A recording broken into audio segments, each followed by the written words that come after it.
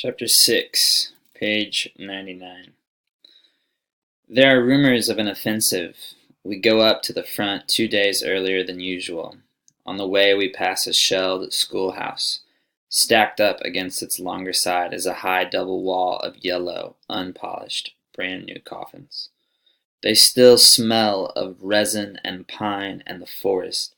There are at least 100. That's a good preparation for the offensive, says Mueller, astonished. They're for us, growls Dettering. Don't talk rot, says Cat to him angrily. You be thankful if you get so much as a coffin, grins Chadden. They'll slip you a waterproof sheet for your old Aunt Sally of a carcass. Pause here and find 2 examples of sensory or figurative language. We continue at the top of page 101, at the very top, page 101. The front is a cage in which we must await fearfully whatever may happen. We lie under the network of arching shells and live in a suspense of uncertainty. Over us, chance hovers. If a shot comes, we can duck, that is all. We neither know nor can determine where it will fall. It is this chance that makes us indifferent. A few months ago, I was sitting in a dugout playing scat. After a while, I stood up and went to visit some friends in another dugout. On my return, nothing more was to be seen of the first one. It had been blown to pieces by a direct hit. I went back to the second and arrived just in time to lend a hand digging it out. In the interval, it had been buried. Pause here and go back and find sensory or figurative language for this passage. Now we pick up on page 102, the first paragraph.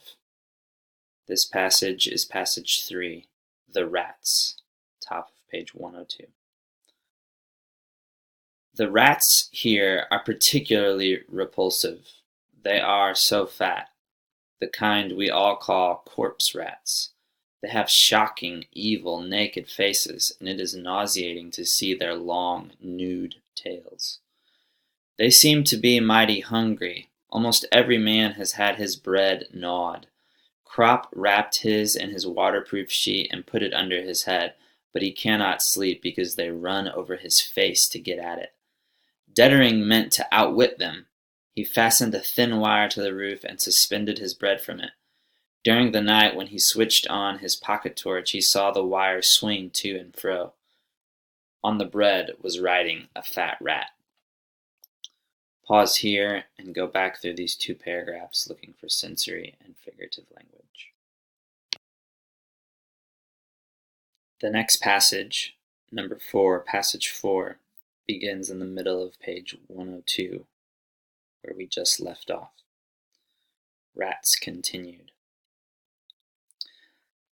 At last we put a stop to it.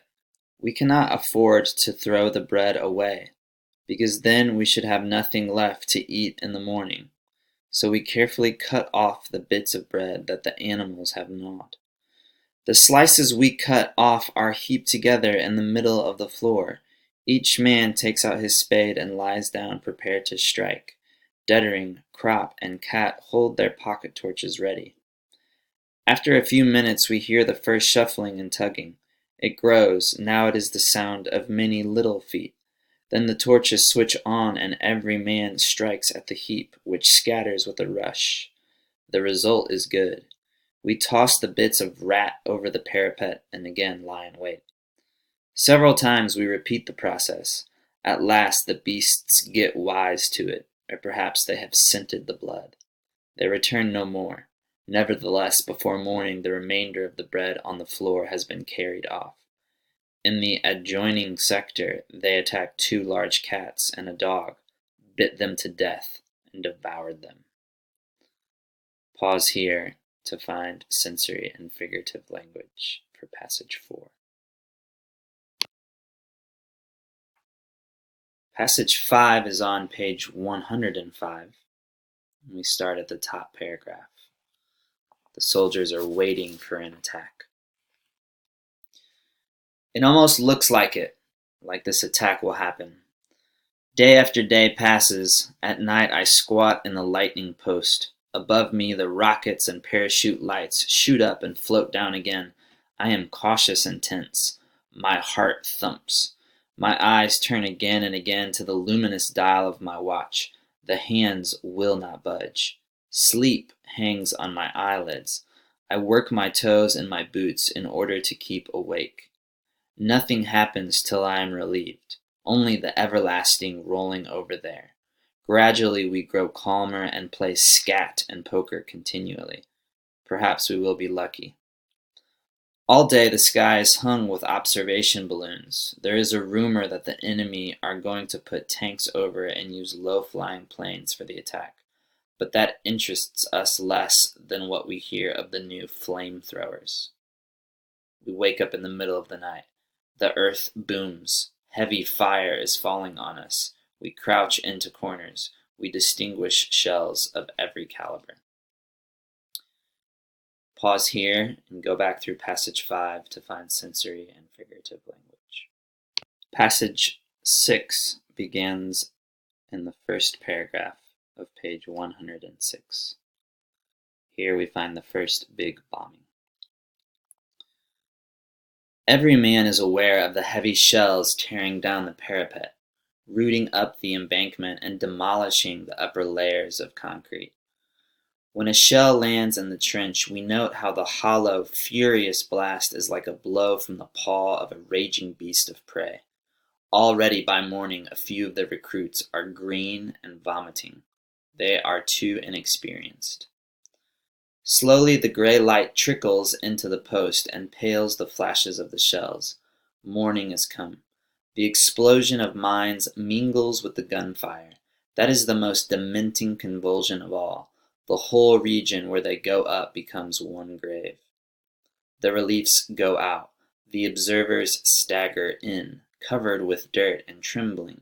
One lies down in silence in the corner and eats. The other, an older man of the new draft, sobs. Twice he has been flung over the parapet by the blast of the explosions without getting any more than shell shock. Stop there. Go back through passage 6 for sensory and figurative language. Passage 7 begins on page 108 at the line, "The night is unbearable." The night is unbearable. We cannot sleep, but stare ahead of us and doze. Chad regrets that we wasted the gnawed pieces of bread on the rats. We would gladly have them again to eat now. We are short of water, too, but not seriously yet. Towards morning, while it is still dark, there is some excitement. Through the entrance rushes in a swarm of fleeing rats that try to storm the walls. Torches light up the confusion. Everyone yells and curses and slaughters. The madness and despair of many hours unloads itself in this outburst. Faces are distorted, arms strike out, and the beasts scream. We just stop in time to avoid attacking one another. Pause there and go back and look for sensory language and figurative language. Passage 8, entitled "A Recruit Goes Crazy." We start this passage at the top of page 109, the first paragraph, the top of 109. We wait and wait. By midday, what I expected happens. One of the recruits has a fit. I've been watching him for a long time, grinding his teeth and opening and shutting his fists. These hunted, protruding eyes, we know them too well. During the last few hours he has had merely the appearance of calm. He had collapsed like a rotten tree. Now he stands up, stealthily creeps across the floor, hesitates a moment, and then glides towards the door. I intercept him and say, "Where are you going?" "I'll be back in a minute," says he, and tries to push past me. "Wait a bit. The shelling will stop soon." He listens for a moment and his eyes become clear. Then again he has the glowering eyes of a mad dog. He is silent. He shoves me aside. 1 minute, lad, I say. Cat notices. Just as the recruit shakes me off, Cat jumps in and we hold him. Then he begins to rave. Leave me alone. Let me go out. I will go out. Pause here and go back and look for sensory and figurative language. Passage 9 picks up right where we just left off, at the bottom of 109, the last paragraph. He won't listen, this recruit, to anything and hits out. His mouth is wet and pours out words, half-choked, meaningless words. It is a case of claustrophobia.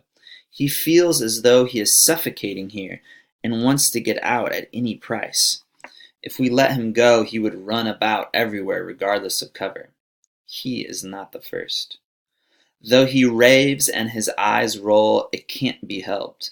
We have to give him a hiding to bring him to his senses. We do it quickly and mercilessly, and at last he sits down quietly.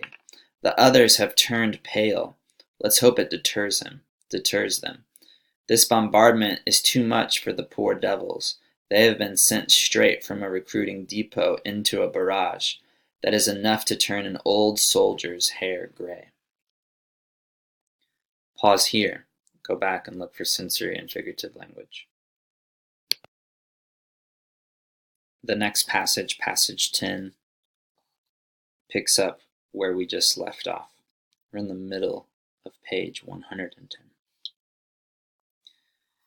After this affair, the sticky, close atmosphere works more than ever on our nerves. We sit as if in our graves, waiting only to be closed in. Suddenly it howls and flashes terrifically.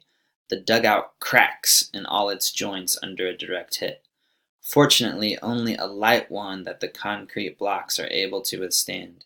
It rings metallically, the walls reel, rifles, helmets, earth, mud, and dust fly everywhere. Sulfur fumes pour in. If we were in one of those light dugouts that they have been building lately instead of this deeper one, none of us would be alive. But the effect is bad enough even so.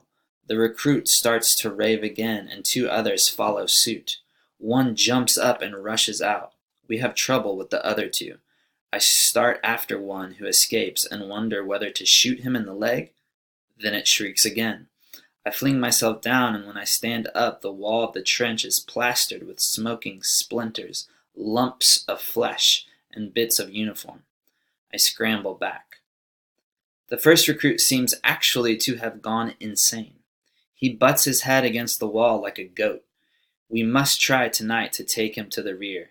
Meanwhile, we bind him, but in such a way that in case of attack, he can be released at once. Pause there. Go back and find sensory and figurative language. Only 3 passages left. Passage 11 begins at the top of page 112. The bombardment has ended, and now the French are going to cross no man's land and attack the Germans on foot. So we will see hand-to-hand combat. Top of page 112, the very first sentence.